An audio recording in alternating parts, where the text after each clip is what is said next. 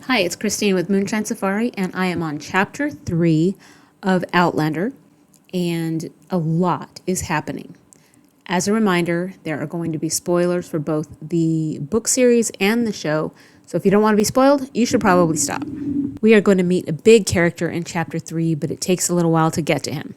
So when we first start, Claire has blacked out after being on the Stones of Craigna-Dun. She wakes up and she's trying to take some stock of her surroundings. And I kind of like this because you get an idea of the way you might even think. If something like this happened to you, what would you be thinking? As she's looking around, she suddenly sees some men in kilts running.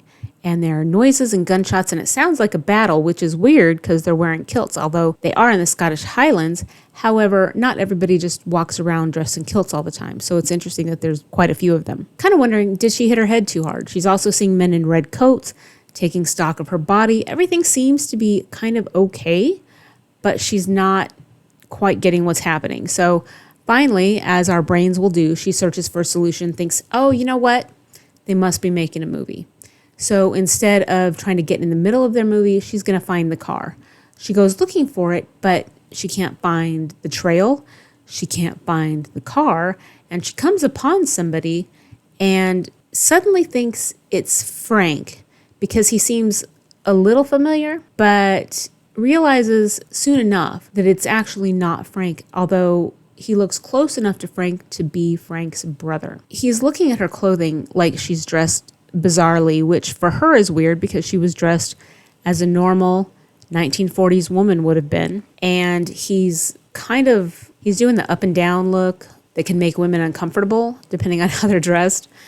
And she keeps asking who he is. Finally, he introduces himself as Jonathan Randall. At this point, she basically tries to run away. She just wants to get as far away from him as possible. He takes her struggling with him as some kind of almost a come on as a prostitute.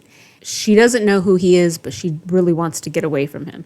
She's kind of trying to stand up for him, but problem is she's wrong-footed. She doesn't have enough information. As she's trying to leave again, from nowhere, someone pops in and knocks him out. Enter the Scots. The man who knocked out Jonathan Randall actually tells her to follow him, and she's kind of in shock, so she sort of follows him, and she hears the English, and she decides maybe she should get away and go to them.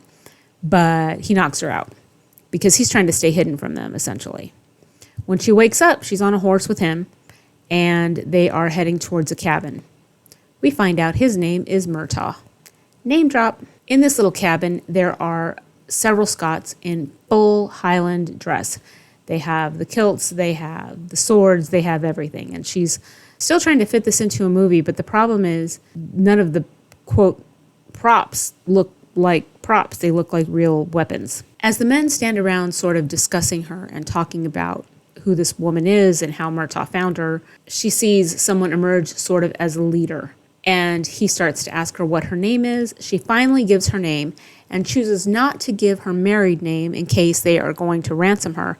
So she wants to keep them away from Frank, so she gives her name as Claire Beecham, which is the English version of Beauchamp, which is French. And just as a reminder, I have terrible pronunciation. It's interesting because the Scots clearly know French, at least Dougal does. By the way, we just met Dougal. Dougal seems to be the leader of the group, and he is somewhat foreboding, but seems to be in control. There's Murtaugh, and we also meet Rupert. Rupert seems to take a joke out of everything, but also is tough. They decide to put aside discussing Claire and looking at her scantily clad body, discuss what their big concern is right now. Finally, here he is, meet Jamie. As they are discussing what to do about Jamie, Jamie is clearly in pain, and they discuss the fact that his shoulder is out of its socket. It has dislocated, and they need to put it back in so that he can ride because with the injury, he can't ride a horse at the moment, and they need to get out of there. So she's thinking about leaving, but she's watching them, and they are going to try to force his shoulder back in. They try once, they don't get anywhere, and they're going to try again, and she realizes that if they do it the way they're trying to do it, they're going to snap his arm. So Claire's nursing training kicks right in, and she intervenes to stop them from hurting him further. After doing some hard work, she is able to get the shoulder back into joint. So she's grateful about that. And then she also finds out that he has a bullet wound. And she's asked by Dougal if she can dress the wound. And she says, well, of course, but I need to disinfect it, of course. And Dougal's looking at her. He's never heard of that before. She wants clean cloths. She wants maybe some iodine. She calls it iodine, but I would say iodine. They don't know what she's talking about. Finally, she says alcohol. That's a word they understand. So either way, she finds that a woman in the house that she had not noticed before, because she was kind of hiding in the corner, offers her some cloths from inside the house. The problem is they are all pretty dirty, and Claire doesn't want to use them. So she tells them, why don't you just go to the town? It's really close. Take them to a doctor. The doctor will dress the wound. They look outside. They're not close to a town, which doesn't make sense to Claire because she should be close to a village, and she should definitely be able to see the lights of Inverness. But they tell her they're not close, and they're just going to have to take it as is. So she essentially starts to rip pieces of her dress off in order to dress his wound with the cleanest things she can find. They ask Dougal what they need to do with her, and they decide to take her with them.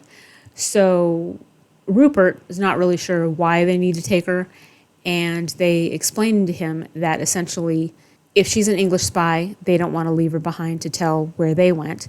And if she's not an English spy, they don't want to leave her at their mercy. So either way, they're taking her. She's going to ride with Jamie. Shocking. When they go outside to leave, she sees that there are no town lights and no city. Why are there no lights? Why can you not see electric lights? She's starting to consider the possibility that she is not in the time that she left. As they get on the horses, Dougal tells her, essentially, behave. Don't try to run away, and if you do, I'll kill you. And she believes him.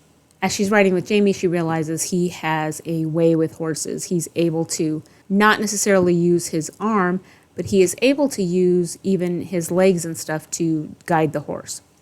So he's also very kind to her. He tries to take his plaid and cover her with it so that she's not cold, because he can tell that she's really cold at this point. Claire asks him, where are we going? And at this point, Jamie goes, you know what, to be honest, I don't know. Claire essentially decides that because of the pain she's feeling and the blood she's smelling and everything, she is not dreaming. As they're riding, she sees that the area that they're in, she remembers Frank telling her that the area was used for the English to ambush the Scots. And so she kind of tells Jamie this. With this info, he sidles up to Dougal and lets him know, sounds like in Gaelic, what's happening. At this point, they prepare for a battle, and she's shoved off the horse. There is a battle between the Scots and the English, and the Scots come out not unscathed, but not dead. And when they go to get Claire, Claire tells Jamie she's not going to go with him, and he goes, well, yeah, you are, and if I have to pick you up, I will. And so she doesn't want him to hurt his shoulder anymore. She gets on the horse. Basically, she doesn't know where she's going anyway. It's not really a whole lot of choices for her at this point. She's hungry, and there's no food, but there's alcohol, and Jamie convinces her to try a little bit of whiskey at least. At least it'll give her a little bit of warmth and make her forget that she's hungry, basically. As they're riding after the battle, Jamie passes out again, and she finds out that he has a new wound that he didn't tell anybody about. Apparently, he got stabbed with a bayonet, and she has to dress the wound again. They get underway. This is as close as possible as you're going to get to the end of episode 1 in the series if you're following along. I hope that you are finding some interesting things in here. The biggest things are the name drops. We have met now Jonathan Randall. Big, important character for a while. We've also met Murtaugh, and we've met Dougal, and we've met Rupert, and the biggie, we met Jamie. So I hope you're having some fun. Let me know if I'm missing stuff, and I will talk to you soon. Moonshine Safari.